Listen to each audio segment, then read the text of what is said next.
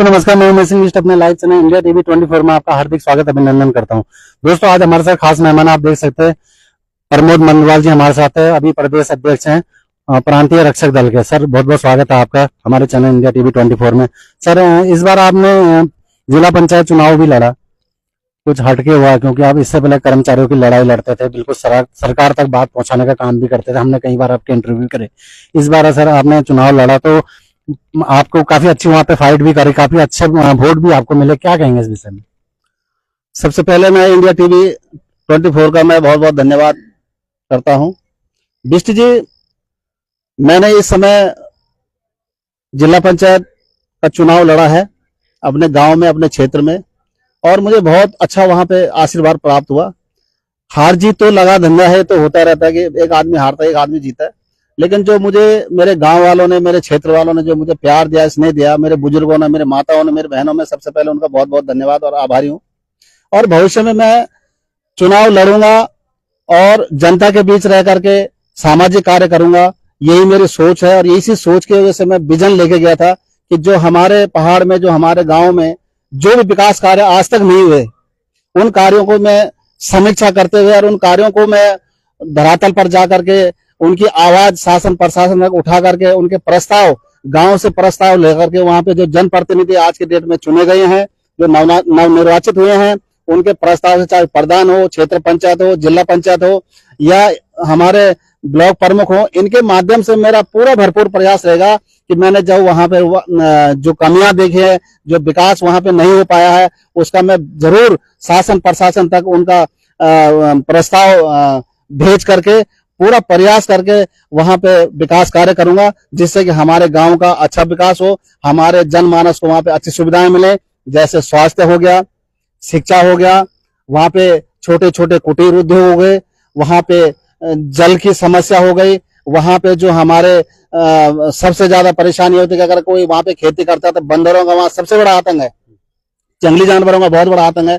दूसरी बात मैं ये कहना चाहता हूं कि हमारे गांव में, हमारे पहाड़ों में जो लोग पलायन हो रहे हैं, वो सबसे पहले इसीलिए हो रहे हैं कि मैं ये चाहता हूं, सरकार से भी एक निवेदन मेरा है कि हर ब्लॉक में एक बड़े स्तर के हॉस्पिटल होने चाहिए, एक बड़े स्तर का पॉलिटेक्निक होना चाहिए, ये बीटेक कॉलेज होने चाहिए, जिससे कि हमारे जो युवा पीढ़ी वहां पर किसी तरह से पढ़ाई करते हैं और उनको इतनी दिक्कतें होती है कि उनको जब स्वास्थ्य से संबंधित, पढ़ाई से संबंधित अपने बच्चों को बाहर जाना पड़ता है, तो जब स्वतः ही आदमी वहां से बाहर निकल जाता है तो स्वतः ही गांव खाली हो जाता है, वो पलायन हो जाता है। तो मेरी सबसे बड़ी सोच यही रहेगी, मैं भविष्य में पहाड़ का विकास के लिए मैं तत्पर तैयार रहूंगा और मैं आगे रहूंगा। ये मेरा गाँव की और अपनी जनता से वो एक उम्मीद है मेरी कि मैं ये काम जरूर उनके सामने करके दिखाऊंगा। तो मंडवाल जी, इस टाइम आप राजनीति में सक्रिय हो गए हैं, तो अब प्रांतीय रक्षा दल की लड़ाई किस हिसाब से लड़ेंगे? क्योंकि सुनने में ये भी आ रहा है कि आप 2027 का कुछ ऐसा चल रहा है, क्या ये बात सच है? क्या कहेंगे? देखो, ये तो अभी विषय लंबा है, लेकिन राजनीति में जाना एक, चलो यही समझ लो ये भी राजनीति। हमने जिला पंचायत चुनाव लड़ा, लेकिन हम पुरानों की कहावत होती है कि जो हमारा पूर्व का, जो हमारा जहां से हम उभरे हैं, जहां से हम चले हैं, जिस पायदान से हम निकले हैं, उस पायदान को हम कभी नहीं भूलेंगे। जो हमारी निचली सीढ़ी है, अगर मैंने पीआरडी के माध्यम से कोई प्लेटफार्म देखा है तो मैं सबसे पहले पीआरडी के लिए काम करूंगा। अगर मैं 2027 का भी चुनाव लड़ूंगा तो मैं सबसे पहले, मेरी पूरी ये सोच रहेगी कि मैं पीआरडी जवानों के हित की ही पहले बात करूंगा और मैं पीआरडी जवानों को ही न्याय दिलाऊंगा। मैं पीआरडी जवानों के परिवार के भविष्य को देखते हुए मैं आज भी कह रहा हूं, मैं बहुत जल्दी आपके चैनल के माध्यम से कहता हूं कि मैं बहुत जल्दी एक जन आंदोलन से लेकर के एक प्रेस कॉन्फ्रेंस लेकर के मैं बहुत बड़ी यहाँ पे एक पूरे प्रदेश लेवल पे पूरे प्रांतीय रक्षक दल जवानों को एक बैठक बुलाने के लिए बिल्कुल हमारी तैयारी चल रही है। और मैंने सभी जनपदों में जिलाध्यक्षों से, अपने पदाधिकारी गणों से एक बात की है कि आप जल्द से जल्द आओ, क्योंकि सबसे ज्यादा बुरी दशा आज के डेट में तो पीआरडी जवान की है। सरकार उनसे सब कुछ ले लेती है अपने समय आने पे। सबसे पहले मैं अभी कहना चाहता हूं कि 4 धाम यात्रा में हमारे यहाँ 2-2.5 हजार लोग लगाए गए थे।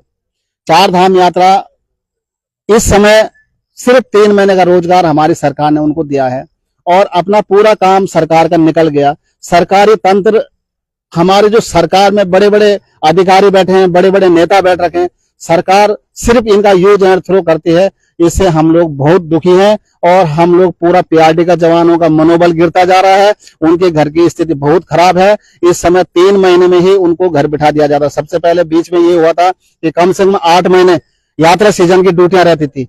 फिर बीच में कभी कभी चलो बरसात आ गया, कुछ हो गया, तो उस समय 6 महीने रहते।